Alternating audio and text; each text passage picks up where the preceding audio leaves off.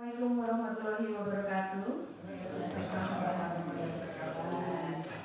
Kepada yang terhormat Bapak Antoni Bawanto selaku Kepala SDN 03 Berjo yang saya hormati, kepada Bapak Ibu Guru dan karyawan SD 03 Berjo yang saya hormati pula, pertama-tama marilah kita panjatkan puja dan puji syukur kita kehadirat Allah Subhanahu wa Ta'ala yang pada siang hari ini telah memberikan kita nikmat sehat dan sempat sehingga Bapak Ibu Guru dapat menghadiri acara diseminasi budaya positif SDN 03 Berjo guna memenuhi tugas dari calon guru penggerak angkatan 9 di tahun 2023. Tak lupa kita ucapkan sholawat serta salam kehadirat Nabi besar Muhammad Sallallahu Alaihi Wasallam yang selalu kita nantikan syafaatnya di yaumul kiamah nanti. Amin. Saya ucapkan terima kasih kepada Bapak Ibu Guru dan karyawan SDN 03 Berjo atas keluangan waktunya untuk mengikuti acara pada siang hari ini. Susunan acara pada siang hari ini yaitu pembukaan, acara yang kedua sambutan dari Bapak Kepala, ketiga penyampaian materi dari saya, kemudian acara yang selanjutnya yaitu penutup. Marilah kita buka acara pada siang hari ini dengan bacaan basmalah bersama-sama. Bismillahirrahmanirrahim. Memasuki acara yang kedua yaitu sambutan kepada Bapak Antoni Bawanto, saya persilahkan.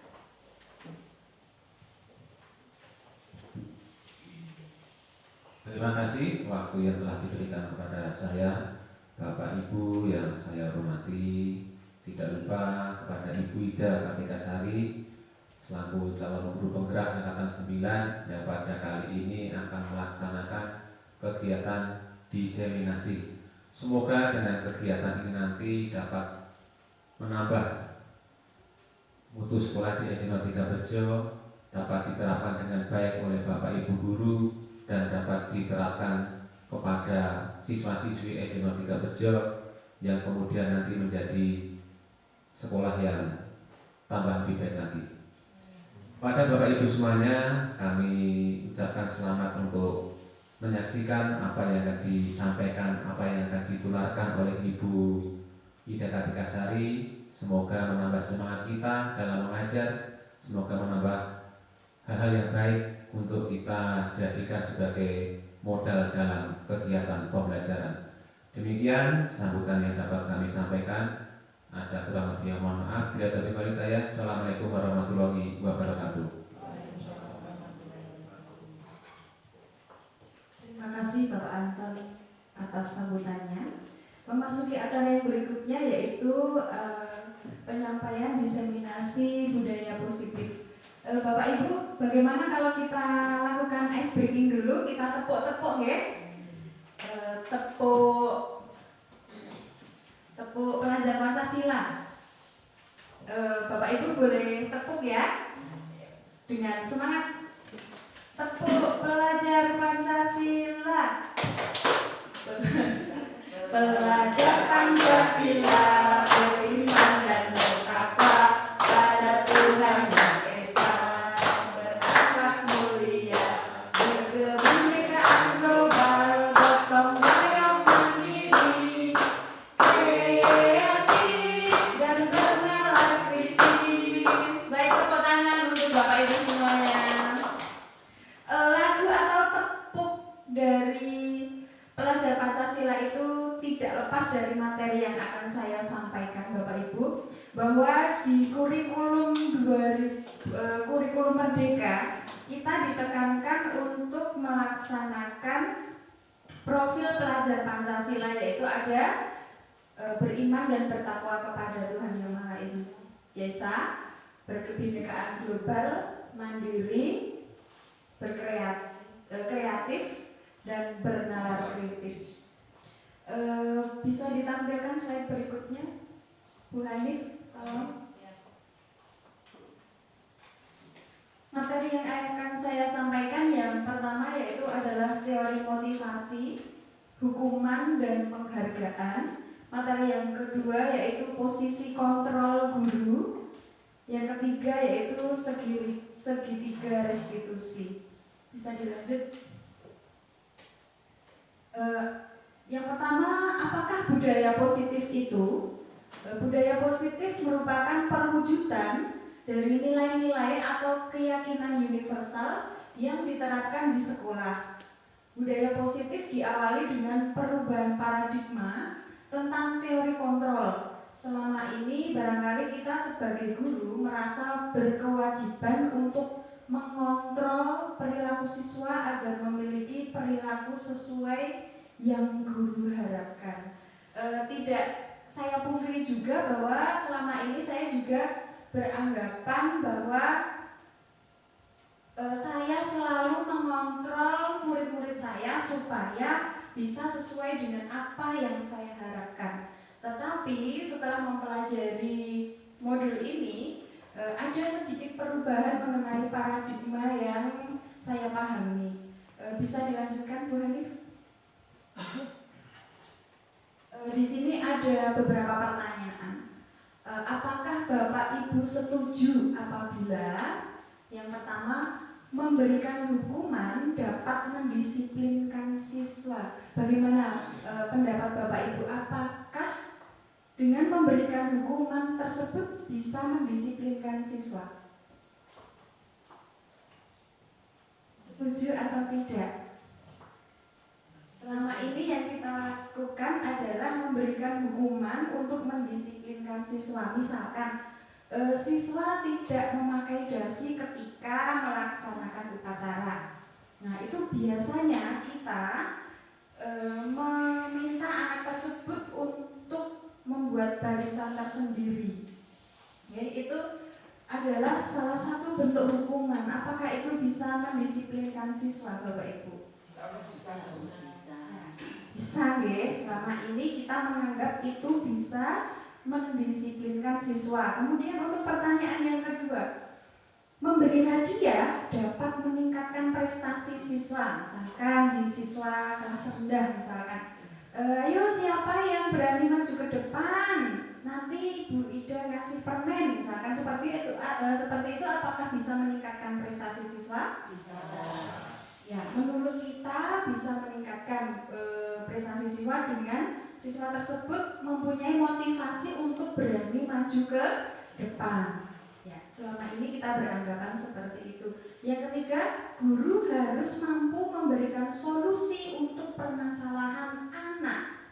Misalkan siswa tersebut memiliki sebuah permasalahan, misalkan, Bu, uang saya hilang. Nah, itu kan sebuah permasalahan.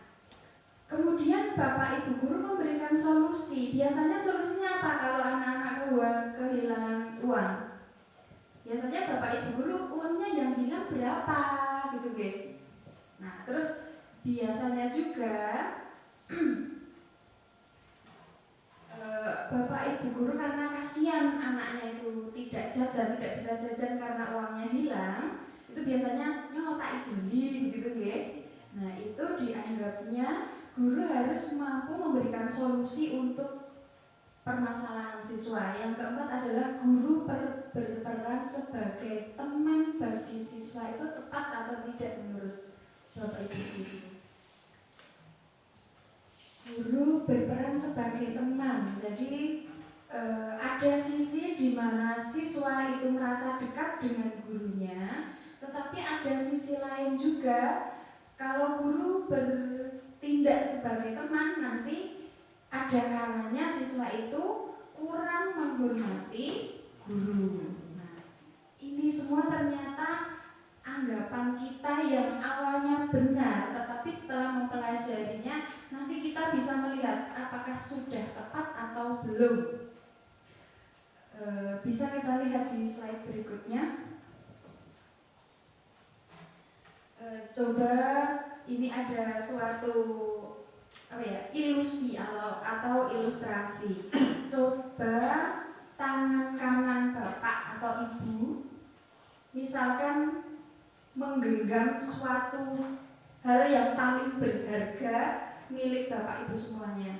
Coba Anda bayangkan ada suatu benda berharga yang ada di tangan kanan penjenengan. Jenengan kalau punya barang berharga itu biasanya dijaga, dirawat dengan baik atau tidak? Ya, dirawat dengan baik. Kalau ada orang lain yang mau meminta, diberikan begitu saja atau kita iman-iman dulu?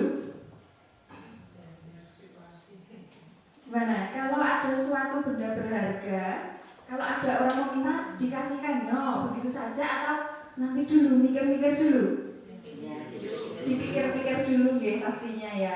Coba sekarang diumpamakan penjenengan genggam dengan erat tangan kanan Anda seperti ini, digenggam dengan erat. Kemudian tangan sebelah kiri berusaha akan mengambil barang yang ada di genggaman tangan Anda.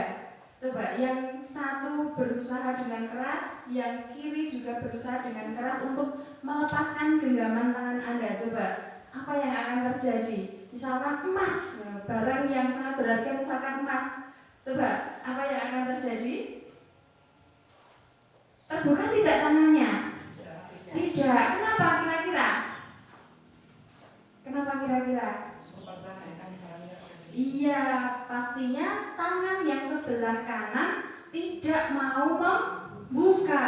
Dia mau melindungi barang berharga yang ia miliki. Kemudian yang sebelah kiri juga berusaha sekuat tenaga untuk membuka genggaman tangan itu tadi. Tetapi tangan yang mengepal ini tadi tidak mau membuka karena apa?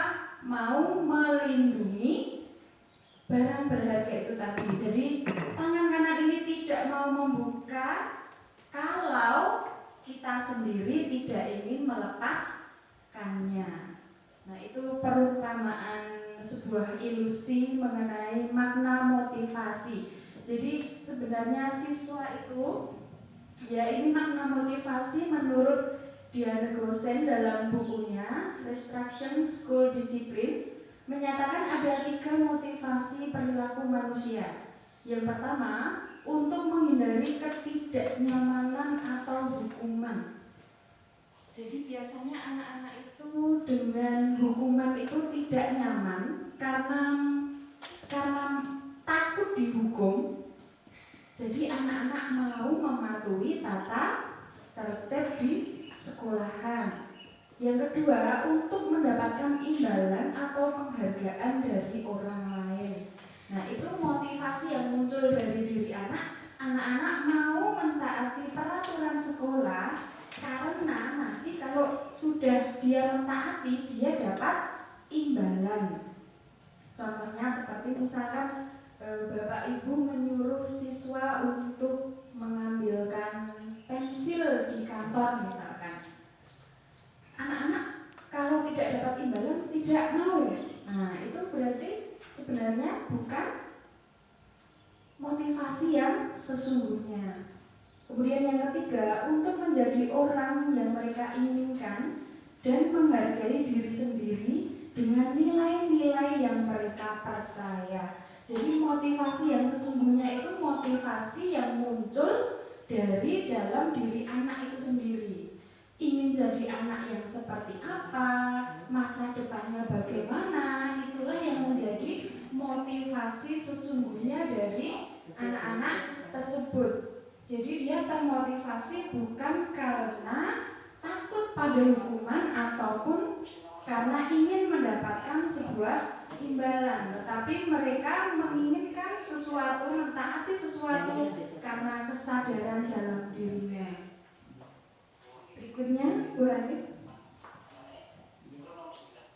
Perubahan paradigma teori kontrol atau teori pilihan, ilusi kontrolnya, yaitu ilusi guru mengontrol murid.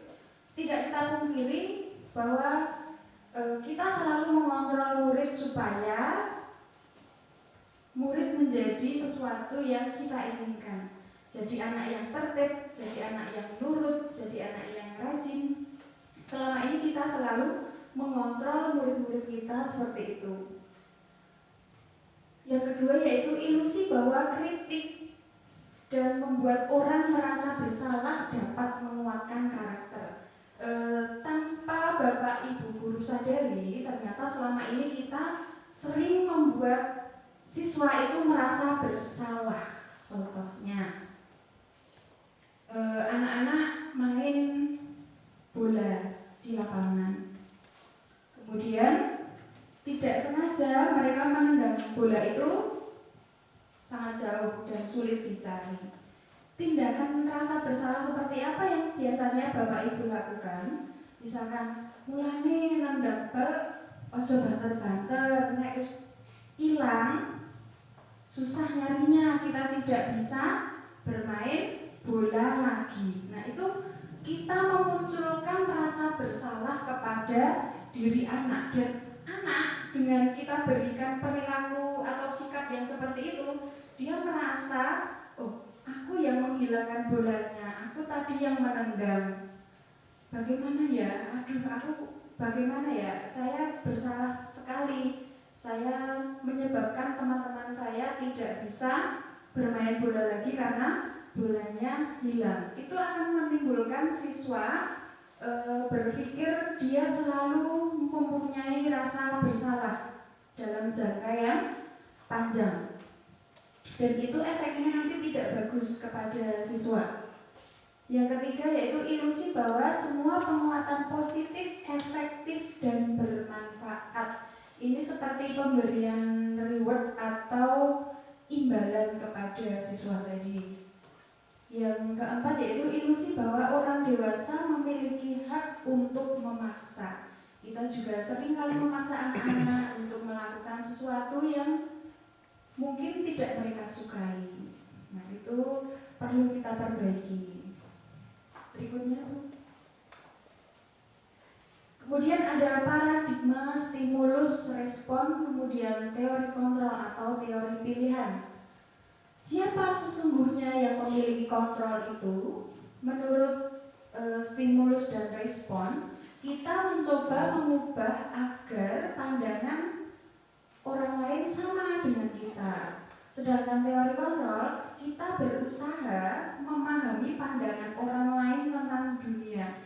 Jadi kita itu tidak bisa mengajak orang lain berpikiran sama seperti kita, tetapi sebaliknya kita harus memahami pola pikir orang lain tentang dunia atau tentang dunia-dunia pendidikan, seperti itu. Kemudian perilaku buruk dilihat sebagai suatu kesalahan. Sedangkan dari teori kontrol, semua perilaku yang mereka lakukan itu pasti memiliki tujuan. Jadi kita harus bisa memandang orang itu dari sudut pandang lain, tidak hanya dari sudut pandang kita. Anak-anak misalkan melakukan satu kesalahan, misalkan datang terlambat, itu salah menurut kita. Tetapi kita harus bisa mengontrol diri kita untuk mengetahui mereka kenapa datang terlambat. Itu pasti mereka punya alasan, entah di rumah bangunnya kesiangan, atau mau berangkat tidak ada sepeda atau sepedanya bocor. Jadi kita tidak boleh untuk berpikir negatif terlebih dahulu. Segala sesuatu yang kita lihat harus kita konfirmasi dulu kebenarannya. Yang ketiga, orang lain bisa mengontrol saya. Kemudian teori kontrolnya, hanya Anda yang bisa mengontrol diri Anda. Jadi bukan orang lain yang mengontrol kita, tetapi kita yang mengontrol diri kita sendiri. Kemudian pemaksaan ada pada saat bujukan gagal. Sedangkan teori kontrolnya, kolaborasi dan konsensus menciptakan pilihan-pilihan baru. Jadi kita harus berkolaborasi dengan seseorang atau lembaga lain supaya kita bisa memunculkan pilihan atau opsi-opsi yang lain. Yang terakhir yaitu model berpikir menang atau kalah. Dari teori kontrolnya, model berpikir menang dan menang. Itu supaya apa? Supaya kita termotivasi untuk terus melakukan kegiatan positif supaya kita bisa menang. Selanjutnya, Bani.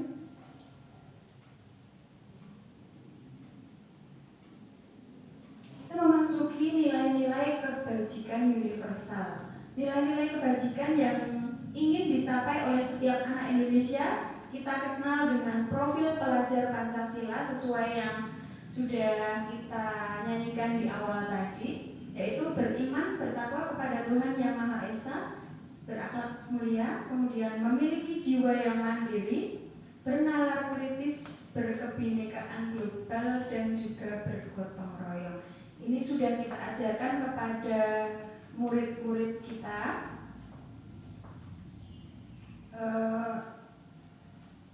Tanpa kita sadari, kita memberikan kebiasaan-kebiasaan baik kepada siswa supaya apa? Supaya terbentuk karakternya. Dan pembentukan karakter ini tidak terjadi secara instan, Bapak Ibu. Di sekolahan kita selalu berusaha mendisiplinkan siswa, memberikan kebiasaan-kebiasaan baik. Itu nanti bukan kita di SD yang menuai, tapi nanti hasilnya akan kelihatan ketika anak-anak itu sudah masuk ke jenjang berikutnya, entah itu di SMP ataupun SMA, karena pembiasaan baik itu tidak bisa kita dapatkan dengan instan. Nanti yang merasakan adalah ketika mereka sudah menjalani kehidupan yang sudah lanjut. Contohnya kita di SD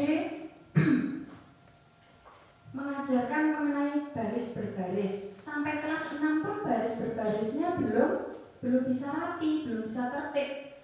Tetapi nanti waktu SMA akan kelihatan.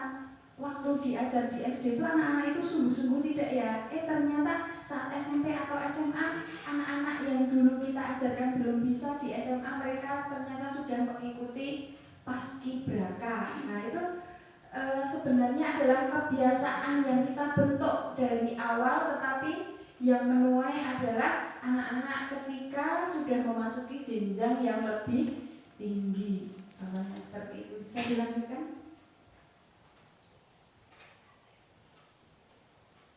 Sekarang kita memasuki kepada materi posisi kontrol kita sebagai guru. Selama ini kita menjadi seorang guru yang penghukum. Contohnya, anak-anak ketika tidak mengerjakan PR, biasanya kita hukum. Hukumnya bagaimana? Ada yang disuruh menuliskannya sebanyak 5 kali atau 10 kali di buku tulisnya. Itu adalah posisi kita sebagai penghukum. Nah, tindakan seperti itu menurut Bapak Ibu pantas tidak? Atau bisa mengurangi tingkat tidak mengerjakan PR tidak? Menurut Bapak Ibu bisa ya? Ya, kemudian pembuat rasa bersalah seperti tadi. Jadi apabila anak-anak melakukan kesalahan, misalkan jajan es, nah terus muntah-muntah misalkan, mau jajan apa? Makan apa? Kamu bisa muntah-muntah seperti ini? Pasti jajan ini ya, pasti jajan itu ya. Jangan jajan lagi. Tetapi dengan menggunakan nada yang tinggi. Nah itu anak-anak dia memiliki rasa bersalah yang besar terhadap dirinya. Yang ketiga yaitu sebagai teman. Guru dan siswa, posisi kontrolnya sebagai teman itu memiliki pengaruh positif dan negatif. Pengaruh positifnya kita lebih dekat dengan siswa, tetapi pengaruh negatifnya ada kalanya siswa itu nanti tidak menghargai atau menghormati guru sebagai yang mengajar di kelasnya. Kemudian sebagai pemantau, itu contohnya seperti kalau anak-anak melanggar peraturan, kemudian dipanggil, kamu tadi kenapa tidak datang tepat waktu, tidak mengikuti upacara, gitu. Saya bangunnya kesiangan Pak, terus saya lihat besok lagi kalau sampai kamu terlambat lagi akan saya hukum. Nah itu sebagai pemantau. Tetapi dengan tindakan keempat ini, jadi penghukum, pembuat rasa bersalah, teman, dan pemantau ini sedikit demi sedikit marilah kita tinggalkan. Kita sebagai guru hendaknya bersikap seperti manajer. Jadi kita apabila siswa itu tidak mentaati salah satu peraturan di sekolah, kita bertindak sebagai manajer. Bagaimana manajer itu? Kita ajak bicara siswa itu dari hati ke hati. Misalkan anak, misalkan Mas Aru gitu ya. Mas Aru melakukan kesalahan di kelasnya karena tidak mengikuti pelajaran dengan baik. Apakah kita olok-olok Mas Aru itu di kelas? Tidak ya? Jangan, karena itu akan membuat Mas Aru merasa malu. Nah, kita harus bertindak sebagai manajer. Contohnya, misalkan kita panggil Mas Aru, kenapa tadi bermalas-malasan di kelas? Nah, Mas Aru akan mengungkapkan perasaannya. Saya merasa ngantuk, Bu, gitu. Nah, dari situ, kenapa mengantuk? Karena tadi malam saya begadang bermain FF sampai jam 2 malam, sehingga saya di sekolah merasa ngantuk dan malas-malasan mengikuti pelajaran. Nah, dari permasalahan itu kita tanya lagi, kira-kira supaya kamu di kelas tidak ngantuk, apa yang kamu lakukan? Jadi biarkan siswa itu mengetahui permasalahannya, kemudian bisa mengatasi permasalahannya sendiri, bukan kita yang menentukan. Kira-kira bagaimana supaya Mas Aru di sekolah tidak ngantuk? Nah, nanti dia akan mencari jawaban. Saya tidak akan tidur larut malam lagi, Bu, supaya di sekolah saya tidak mengantuk. Gitu. Jadi kita ajarkan siswa itu mengenal permasalahannya dan bisa menyelesaikan solusi dari masalah yang ditimbulkan. Berikutnya, Bu Hanif. Nah, ini adalah salah satu contoh dari pembuat rasa bersalah tadi. Saya kecewa sekali dengan kamu. Ini posisi kontrolnya apa tadi? Saya kecewa sekali dengan kamu. Posisi kontrol yang dilakukan apa ini? Pembuat rasa bersalah. Kemudian karena kamu tidak mengerjakan PR, maka kamu harus lari 100 kali keliling lapangan. Posisi kontrolnya apa ini yang dilakukan?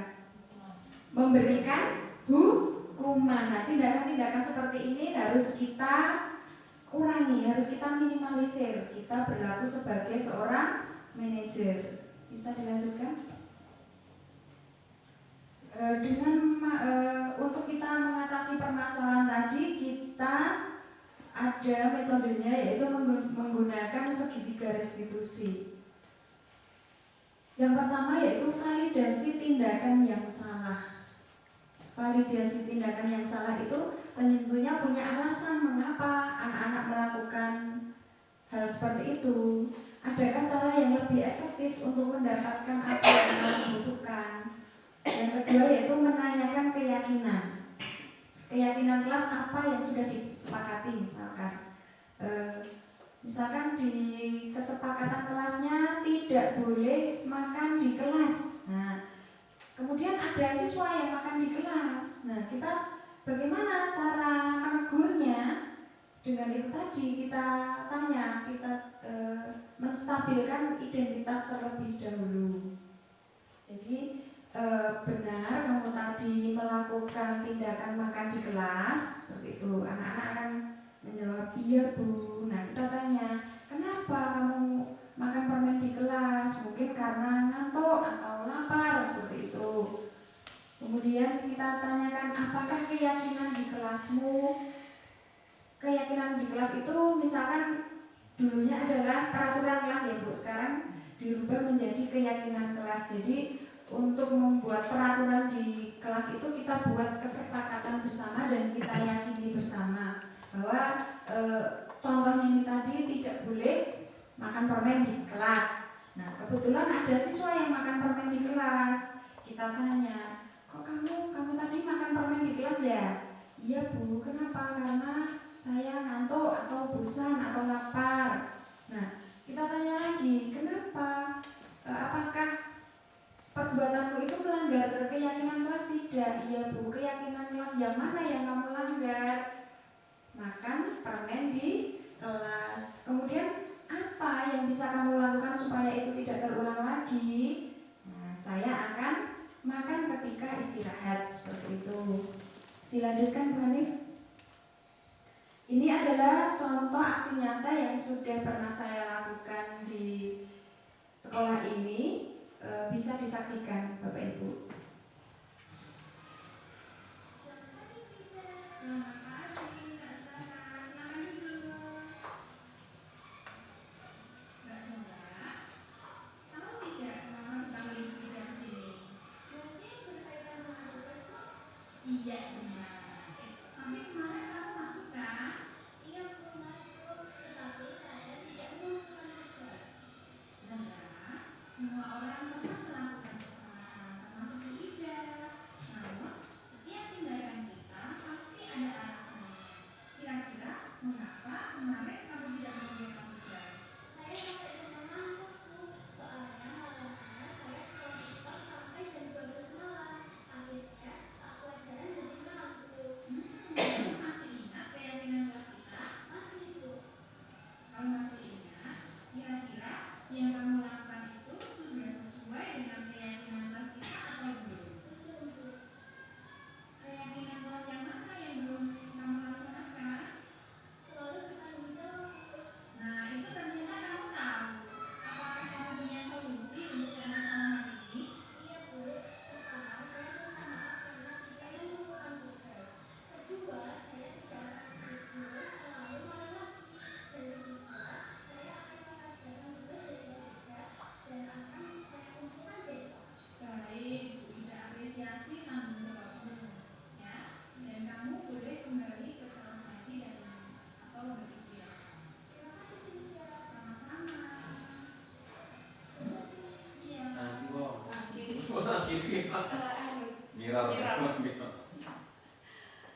Itulah tadi contoh segitiga restitusi yang sudah saya laksanakan di SD Merjo 3 ini.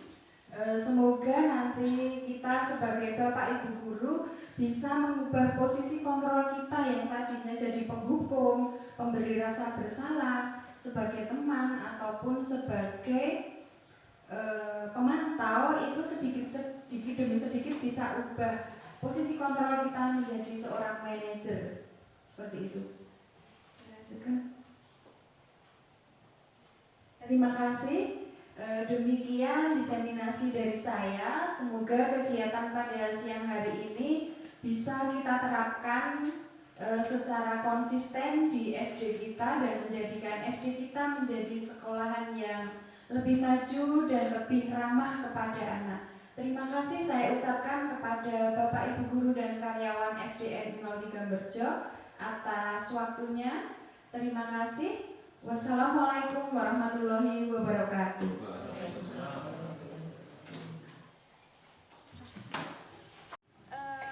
Pada pagi hari ini Bu Ida lihat kebersihan lingkungan sekolahnya sudah baik.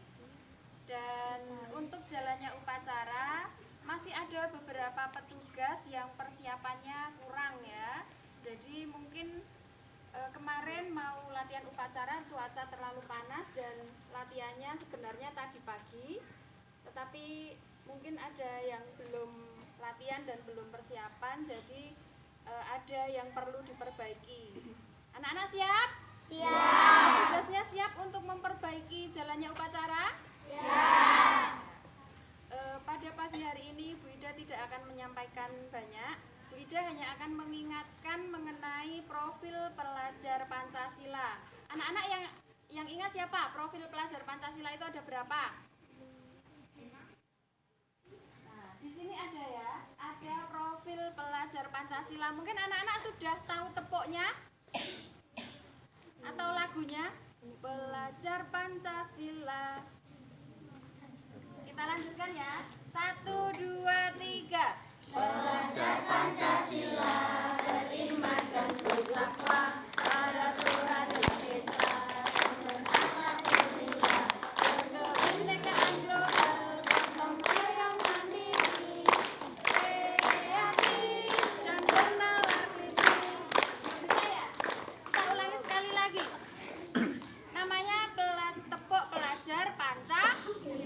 Jadi anak-anak itu di sekolahan kita implementasikan atau kita laksanakan profil pelajar Pancasila. Sekali lagi ya, 1, 2, 3. Pelajar Pancasila beriman dan bertakwa kepada Tuhan Yang Esa dan Alhamdulillah, berkeyakinan moral, yang mandiri, kreatif dan beraktivis.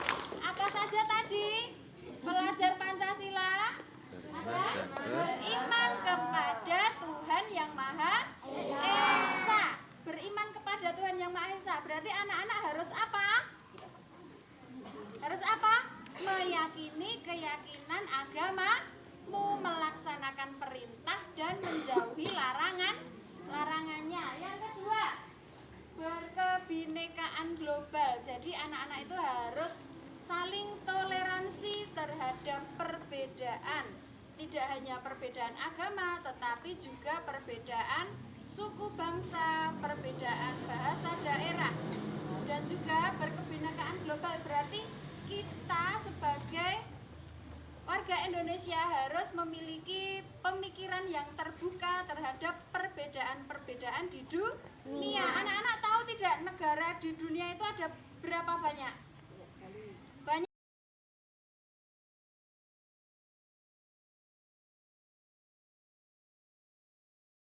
Assalamualaikum warahmatullahi wabarakatuh.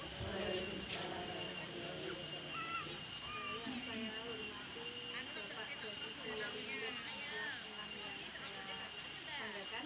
Pertama-tama marilah kita panjatkan puji syukur kita kehadirat Allah Subhanahu wa taala yang pada sore hari ini memberikan kita kesehatan, kesempatan dan kebahagiaan sehingga pada sore hari ini kita bisa berkumpul, bersilaturahmi, menjalin hubungan kekeluargaan di antara wali murid di kelas ini.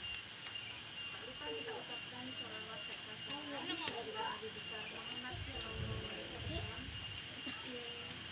menjadi suri tauladan bagi kita semua. Karena niki pesertanya tidak komplit, dia sudah ketahuan yang tidak ada siapa saja, maka pada sore hari ini acara kita mulai. Tidak ada sambutan.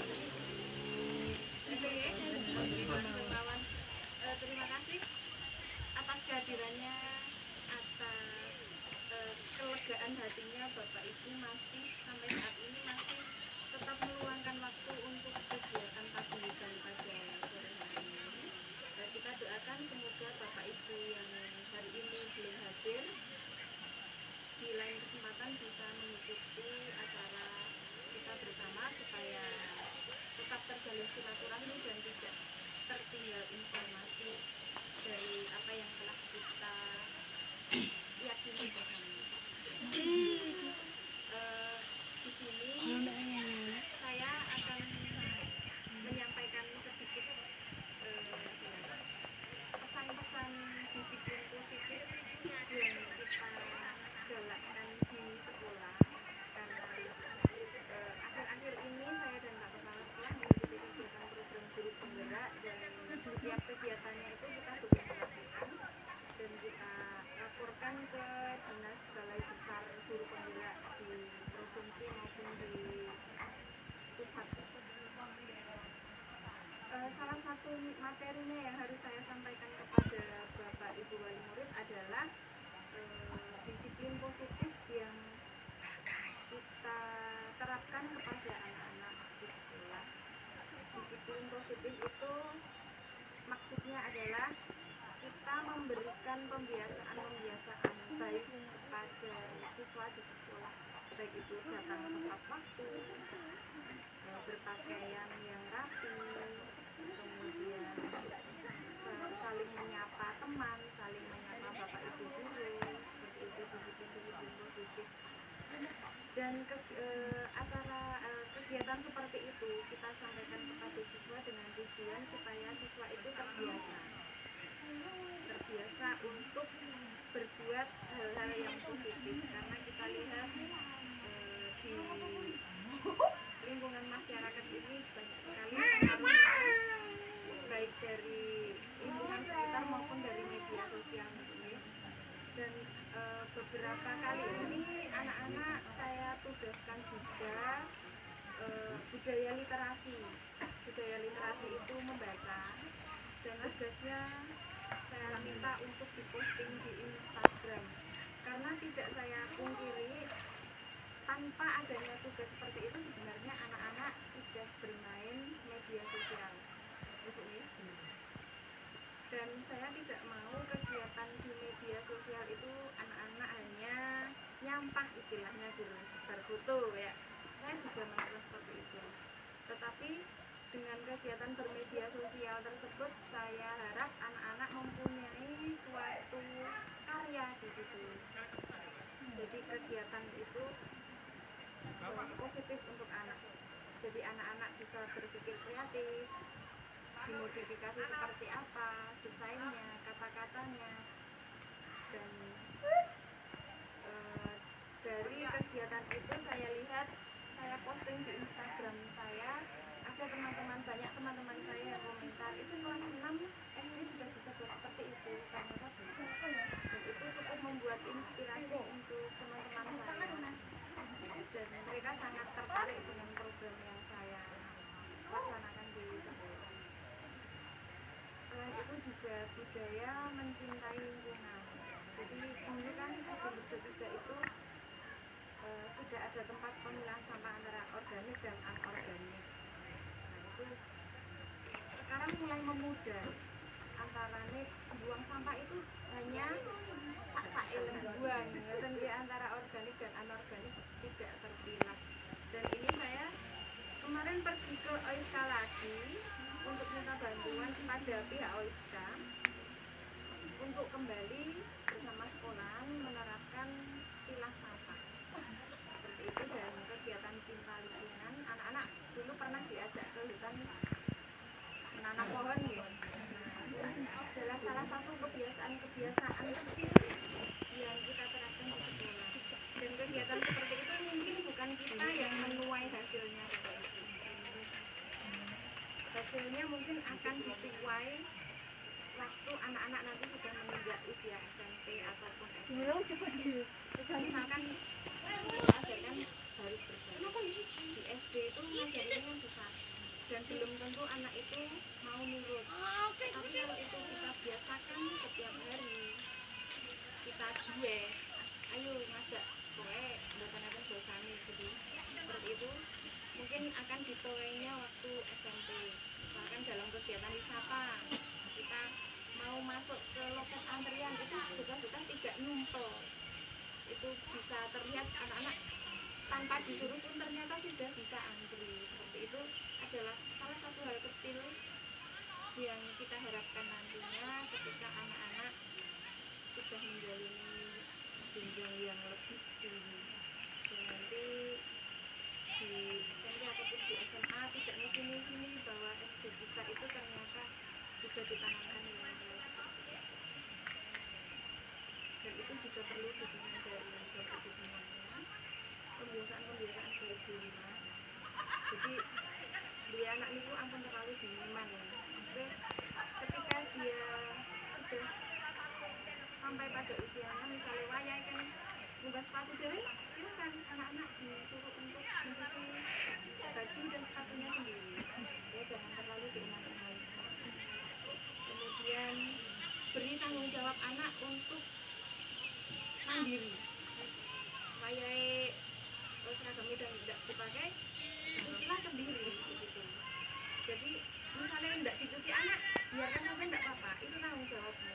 Jadi tidak selamanya itu kita bisa hidup berdampingan dengan suatu saat kita akan melepas anak kita, entah itu di dunia kerja atau di dunia nanti mereka berkeluarga, kita harus tetap melepasnya. Sebenarnya hal kecil-kecil seperti itu perlu kita tanamkan, dan sebenarnya kita tahu itu, cuman kadang-kadang nilai anak tidak tak penuh dari pakaian dengan mergone bojane ku rada organik lho nggih. Serangkat mawon. Memang kudu duwe soalnya kan sudah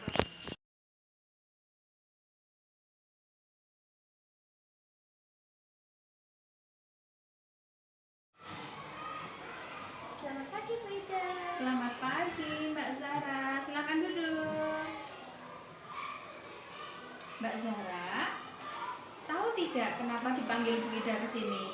Mungkin berkaitan dengan tugas, Bu. Iya, benar. Tapi kemarin kamu masuk kan? Iya, Bu, masuk. Tetapi saya tidak mengumpulkan tugas.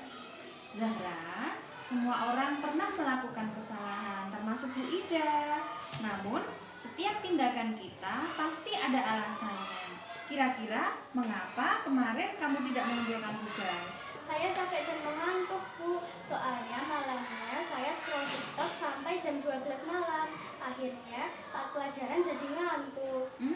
Kamu masih ingat keyakinan kelas kita? Masih, Bu.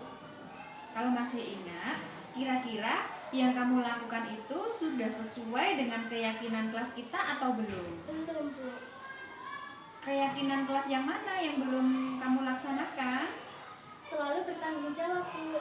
Nah, itu ternyata kamu tahu. Apakah kamu punya solusi untuk permasalahan ini? Iya, Bu. Pertama, saya minta maaf karena tidak mengumpulkan tugas. Kedua, saya tidak akan tidur terlalu malam lagi. Dan ketiga, saya akan mengerjakan tugas dari Bu Ida dan akan saya kumpulkan besok. Baik, Bu Ida apresiasi tanggung jawabmu, ya. Dan kamu boleh kembali ke kelas lagi dan atau beristirahat. Terima kasih, Bu Ida. Sama-sama. Permisi. Iya.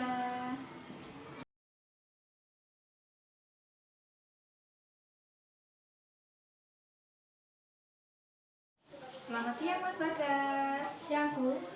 Mas Bagas, kemarin waktu hari Jumat tidak mengikuti ekstra pramuka ya? Iya, Bu. Maaf. Soalnya saya buru-buru pulang karena mau diajak piknik ayah. Wah, pasti menyenangkan sekali diajak piknik. Bu Ida juga pasti senang kalau diajak piknik. Namun, apakah yang Mas Bagas lakukan itu sudah sesuai dengan peraturan sekolah? Tidak, Bu. Soalnya saya tidak ikut ekstra pramuka tanpa izin. Kamu masih ingat dengan keyakinan di sekolah kita? Iya, Bu. Kira-kira apa keyakinan yang belum kamu terapkan? Tertib mengikuti kegiatan sekolah, Bu. Nah, sudah tahu kan? Kira-kira apa yang bisa kamu lakukan agar kamu bisa menerapkan apa yang sudah kamu yakini? Saya bisa minta izin kepada pembina pramuka, Bu. Nah, mungkin ada yang lain? Saya mengikuti ekstra, Bu. Dulu baru ikut ajakan ayah, Bu. Nah, berarti kamu sudah paham bahwa kita harus mematuhi peraturan yang sudah kita sepakati di sekolah kita ya. Iya, Bu. Insya Allah saya akan berusaha lebih tertib lagi. Ya. Terima kasih Mas Bagas. Mas Bagas boleh kembali ke kelas dan mengikuti pelajaran lagi. Selamat siang Mas Bagas. Bu.